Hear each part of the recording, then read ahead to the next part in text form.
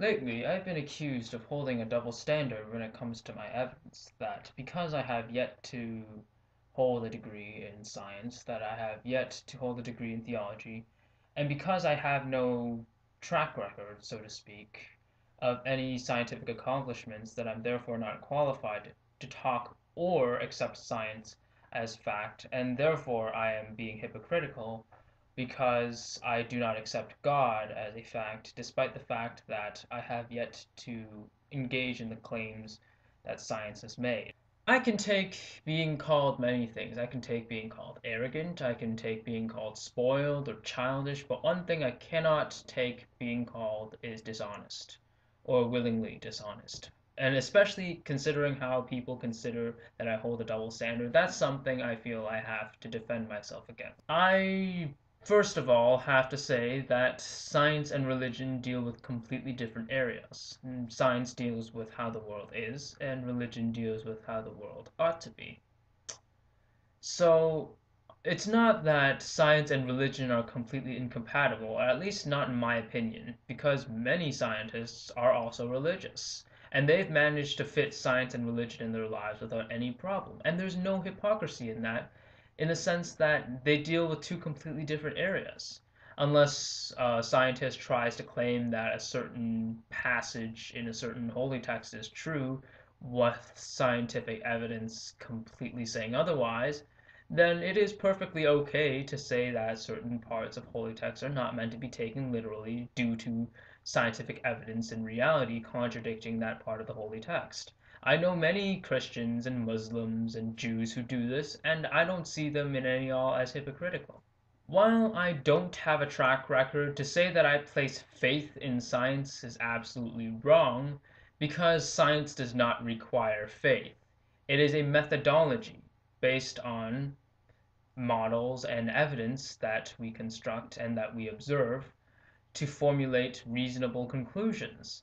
And that requires no amount of faith or belief without evidence, which is completely contrary to what the scientific method says.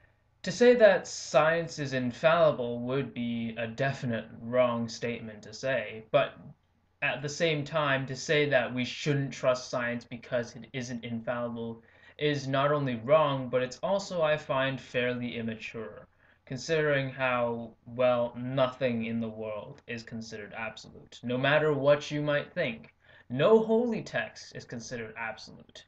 At least, no way that we can prove it to be absolute. Religious people often criticize the self-correcting ways of science and the fact that new facts can completely override older facts, and therefore science is very much a fluid mechanic. They criticize this because they're often in the religious mindset, which tends to be very rigid and set in stone. But the fact that science is fluid should be a testament to its strength, not its weakness, because science is willing to correct itself if it's wrong, and oftentimes it is wrong, compared to how religion seems to be insistent on claiming that it's right despite all the evidence pointing otherwise. And furthermore, it is so easy for anyone to simply assert that their holy book or their scripture happens to be absolutely true. A 5-year-old can do it. Anyone can do it. It is not the matter of how well you can or how certain you can assert that what you believe is true. What matters is if you can prove it to be true. I don't have to ask science to prove itself to be true because it already does that for me. Through evidence, through written reports, through peer-reviewed scientific literature, which I do read, by the way, to keep myself in the know, science does not have to be asked to provide evidence because that's one of the things that it prides itself upon. A slight misconception is that science holds the truth, and it doesn't.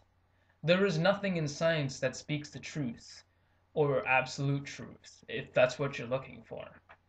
What there is in science, to put in very crude terms, is truth beyond a reasonable doubt. That is to say that currently the evidence and our observations do point to one particular conclusion, and whether or not that conclusion is true still remains to be seen. It is always in a constant state of flux because new evidence might present itself. Now, I would highly recommend that my viewers wherever or whichever denomination of religion, whether or not you belong to a religion, I would highly recommend my viewers to view those who make claims of absolute certainty, of absolute truth, or of truth in general. If they don't have a sufficient amount of evidence to support that claim, then you should really approach that claim with caution and skepticism. Now, one final thing I would have to say is that science has a track record, while religion does not. Science has a very, very effective track record of determining fact. That is undeniable at this point. Half of the things that we take for granted in this world are a product of scientific findings. Now, where exactly does religion have a track record? Is there any observable, testable way that we can show that the claims that religious people make affect our lives in any way? I'm not saying they don't, but is there any way to prove that they do?